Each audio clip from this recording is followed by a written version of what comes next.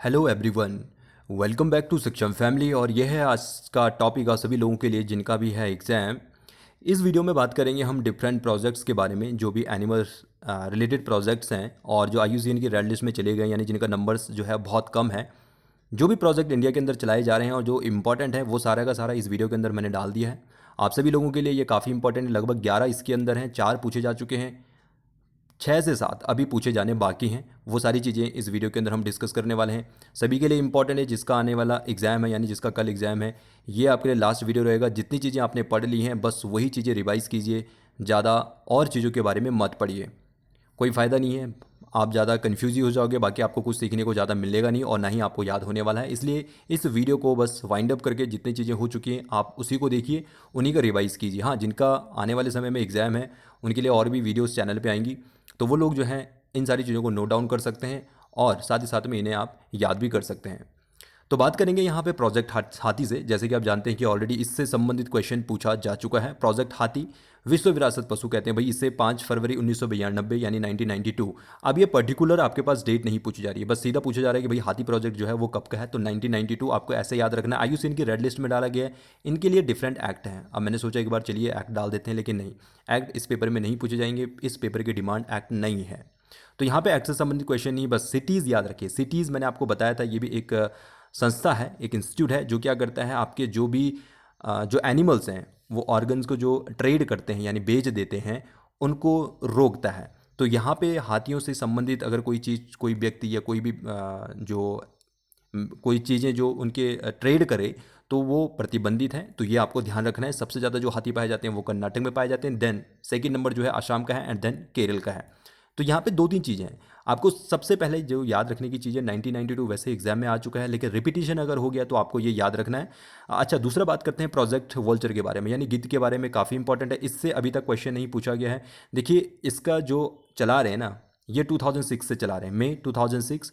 India में इसकी 9 type की स्पीसीज़ हैं, 9 टाइप की प्रजातियाँ इसकी पाई जाती हैं। 90% तक इसकी जो स्पीसीज़ है, मतलब एक पर्टिकुलर स्पीसीज़ है गिद्ध की, वल्चर की, वो कम होती चली गई है और यूनिप के अंतर्गत इसे रखा गया है। यूनिप समझते हैं, यूनिप के बारे में मैंने ऑलरेडी एक वीडियो में डिस्कस कर दिया है। जिन लोगों ने वो वीडियो नहीं देखा है तो वो लोग उस वीडियो को जरूर देख लें।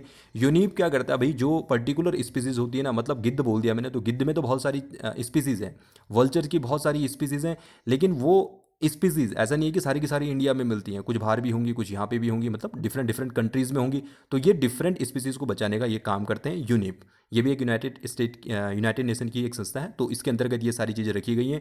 और जो प्रॉब्लम्स आई है, यानी जो वल्चर्स हैं वो कम क्यों होते चले गए हैं, इसके लिए एक डाइक्लोफेनिक, एक दर्द निवारक पेन किलर होता है जो पशुओं को दे दी जाती है। वल्चर्स का क्या करते हैं, उन पशुओं को खा जाते हैं। उनको खाने के बाद देखो भाई, वल्चर्स का काम क्या है भाई, हमारे जो इकोसिस्टम उसको मेंटेन रखता है। जो भी चीज़ें सड़ी हैं, गली हैं या फिर डेड हो चुकी हैं, उनको खाने का काम करता है और इकोसिस्टम मेंटेन रहता है। और साथ ही साथ में हम कह सकते हैं हमारा जो इन्वायरमेंट है वो क्लीन रहता है। लेकिन जैसे कोई एनिमल डेड हो गया, उस डेड एनिमल के लेट सपोज किसी ने पेन किलर लगाया हो, ये लिखा है इसमें डाइक्लोफेनिक, तो ये उसको खा लेते हैं। उससे क्या हो जाता है, इनका जो लीवर हो जाता है वो फिर उसमें कुछ डैमेज आना स्टार्ट हो जाता है और फिर इनकी जो संख्या है, जो नंबर्स हैं, वो धीरे धीरे कम होते चले जा रहे हैं। बस इतनी चीज़ आपको याद रखना है, इससे क्वेश्चन पूछा जा चुका है। डाइक्लोफेनिक ये क्या है, या फिर जो वल्चर्स हैं उनकी जो संख्या है, उनके नंबर्स में जो कमी आ रही है, वो उसका कॉज क्या है। तो उसका कॉज यही है। तो ये आपके एग्जाम में पूछा जा चुका है, तो उसको ध्यान रखिएगा, बाकी इसमें कुछ नहीं है। गिद्ध सुरक्षित क्षेत्र, ये बहुत काफ़ी इंपॉर्टेंट है। रामदेवरा बेटा कर्नाटक में केवल और केवल मात्र एक ये आ, गिद्ध अभ्यारण्य आप इसे कहेंगे, जहाँ पे गिद्धों को सुरक्षित सुरक्षित किया गया है, इस टाइप के जो स्पीसीज़ है। तो आपको ये याद रखना है, ये काफ़ी इंपॉर्टेंट है, ये आ सकता है क्योंकि यूनिकनेस है। अच्छा, बात करेंगे हम प्रोजेक्ट राइनो से। प्रोजेक्ट राइनो आपके एग्जाम में ऑलरेडी पूछा जा चुका है, बहुत इंपॉर्टेंट है। काजीरंगा नेशनल पार्क में इसे संरक्षित किया गया है। कहाँ पे है ये, असम में है भाई। और जो ये राइनो है ना, एक सींग वाला गैंडा, ये इसका एक तो लोग बहुत शिकार करते हैं, दूसरा इसमें असम में जो बाढ़ आ जाती है, जो फ्लड्स वगैरह आ जाते हैं, तो ये बेचारे ऊपर नहीं चढ़ पाते हैं। क्योंकि कुछ और जानवर हैं वो तो चलिए कुछ ऐसी ऊंची पहाड़ियों पे चले जाएंगे जो हिली एरियाज़ होते हैं, लेकिन ये नहीं जा पाते हैं। तो ये फिर बाढ़ में बह जाते हैं, या फिर इनका जो नंबर्स है वो धीरे धीरे इस वजह से जो है ये कम होता चला जा रहा है, तो इसलिए इनको प्रोटेक्ट करना बहुत ज़रूरी है। तो यहाँ पे जो है काजीरंगा नेशनल पार्क, इससे ऑलरेडी क्वेश्चन पूछा जा चुका है, ठीक। तो इसके आने के चांसेस अभी बहुत कम है। लेकिन जो सबसे इंपॉर्टेंट है, राइट हैंड साइड में आप देखेंगे प्रोजेक्ट रेड पांडा, ये बहुत इंपॉर्टेंट है। 1996 से ये प्रोजेक्ट स्टार्ट गया था, रेड पांडा। और ये आपकी जो है एक मैं कहूँगा इसको जो हम संरक्षित कर रहे हैं, ये पद्मजा नायडू वेस्ट बंगाल, यहाँ पे इसको संरक्षित किया जा रहा है। और साथ ही साथ में आपको याद रखना है, अरुणाचल प्रदेश में इसे हम कहते हैं कैट बियर। सिक्किम का आपका ये स्टेट एनिमल है। तो आप दो तीन चीज़ें हैं जो इससे संबंधित याद रख सकते हैं। और मगरमच्छ संरक्षण के लिए हम बात करते हैं यहाँ पे कि मगरमच्छ को प्रोटेक्शन के लिए 1976 में ये प्रोजेक्ट स्टार्ट किया गया था। भारत में एलिगेटर ये नहीं मिलता है, घड़ियाल बोला जाता है इससे, तो ये नहीं मिलता है। IUCN की रेड लिस्ट में इसे शामिल किया गया है। गंगा नदी में जो डॉल्फिन है उसके लिए जो प्रोजेक्ट स्टार्ट किया गया था 1997 में, ये भी काफ़ी इंपॉर्टेंट है। इसे बस जस्ट याद रखिएगा कि कब स्टार्ट हुआ, तो ये 1997 में। प्रोजेक्ट हिम तेंदुआ, देखिए प्रोजेक्ट हिम तेंदुआ ऑलरेडी उत्तराखंड में भी चल रहा है, उत्तरकाशी वाले रीजन में यहाँ पे चल रहा है। अभी मे बी 2 या 3 साल पहले की बात है, जहाँ ये भी करंट का क्वेश्चन है आपका, ठीक है। तो यहाँ पे देखिए 2009 से ये प्रोजेक्ट हिम तेंदुआ स्टार्ट हुआ था। तो कहाँ कहाँ पे ये जम्मू एंड कश्मीर, हिमाचल प्रदेश, इतना जाने की जरूरत नहीं है, बस इतना ध्यान रखिएगा कि प्रोजेक्ट हिम तेंदुआ आपका 2009 में स्टार्ट हुआ था, दैट्स इट। प्रोजेक्ट समुद्री कछुआ, इससे भी क्वेश्चन पूछा जा चुका है।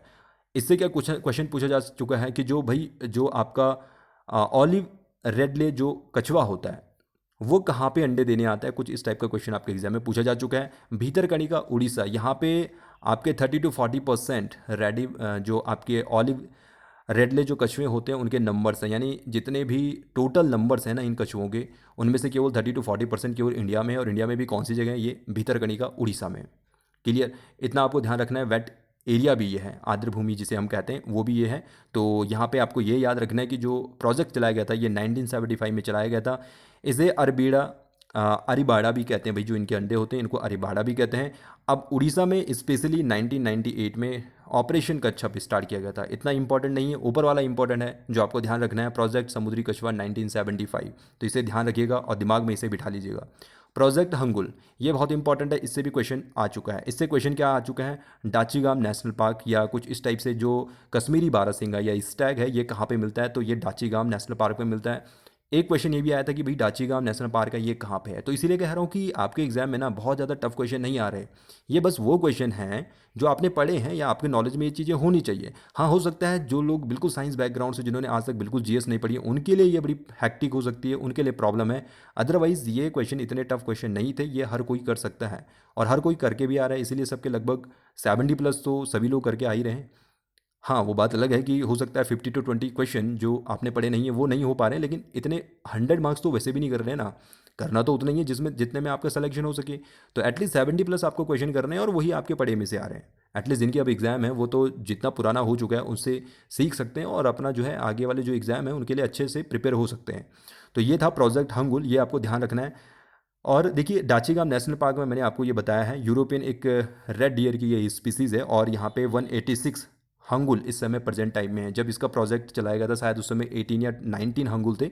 आज ये बढ़कर 186 हो गया, हो सकता है और ज़्यादा हो गए हो, ये पुराना डेटा हो सकता है। लेकिन फिर भी आपके पास थोड़ी नॉलेज की चीज़ ये कि भाई 170 में स्टार्ट हुआ था। ये अभी तक क्वेश्चन नहीं पूछा गया कि कब स्टार्ट हुआ था, तो ये आपको ध्यान रखना है 170 में स्टार्ट हुआ था। क्लियर होगी चीज़ें।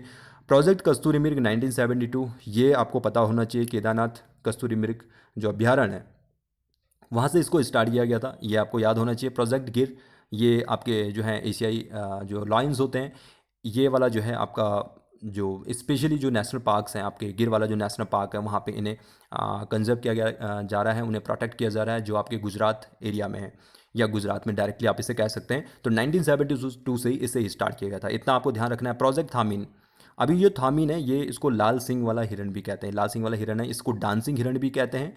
और देखिए इसका जो प्रोजेक्ट है वो 1977 से स्टार्ट किया गया था। तो ये भी काफ़ी इंपॉर्टेंट है, ये भी पूछ लिया गया है एक बार, शायद अभी एक बार किसी पेपर में ये वाला क्वेश्चन पूछा जा चुका है, तो इसे ध्यान रखिएगा। और सबसे इंपॉर्टेंट है भाई, ये मणिपुर जो लोकटक झील है, लोकटक झील है मणिपुर में, वहाँ पे मिलता है। कहाँ पे, ये है आपका केबुल लमजाओ, ठीक। तो ये वाली जो चीज़ है ये आपको ध्यान रखना है। और यहाँ पे ये कुछ यहाँ पे वेटलैंड एरियाज़ हैं, तो ये इतना इम्पॉर्टेंट का मैं कह सकता हूँ, काफ़ी इंपॉर्टेंट है। इससे रिलेटेड आपके पास क्वेश्चन एग्ज़ाम में पूछे जाने के पूरे पूरे चांसेस हैं। देखिए इन्वायरमेंट में ना हार्डली 6 से 7 क्वेश्चन पूछे जा रहे हैं, 7 क्वेश्चन आप मान के चलिए जो ऐसे प्रोजेक्ट से रिलेटेड है।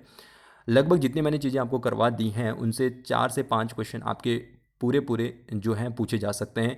तो होप सो कि आपको जो वीडियो मैंने अभी तक दी है वहाँ से आपको कुछ ना कुछ आने वाले एग्ज़ाम में मिलेगा, और जिनका कल एग्ज़ाम है वो इन चीज़ों को ना पढ़ें, मतलब जितना अभी तक हो गया है उसको पढ़ लें। जो ये वीडियो है इसके अंदर के जितने प्रोजेक्ट हैं इन्हें देख लें। आने वाले जो मे बी अगर टाइम लगेगा तो शाम तक कोई एक वीडियो आएगा तो उससे बिल्कुल मत देखिएगा, क्योंकि अब नेशनल पार्क हो गया, टाइगर रिजर्व हो गया, उनमें उनके अंदर मत पढ़िए। जिन लोगों ने पढ़ लिया है उनको तो वेल एंड डन है। जो नए हैं यानी इट मीन्स जो जिन्होंने अभी तक ये चीज़ें नहीं की हैं तो उनको पढ़ने की ज़रूरत नहीं है। जितना पढ़ लिया है बस उस पर रहिए और जितना आता है उससे अच्छे से करिए। तो इस वीडियो में इतना ही, मिलेंगे हम एक और नई वीडियो के साथ। तब तक के लिए bye bye, take care and thanks to all.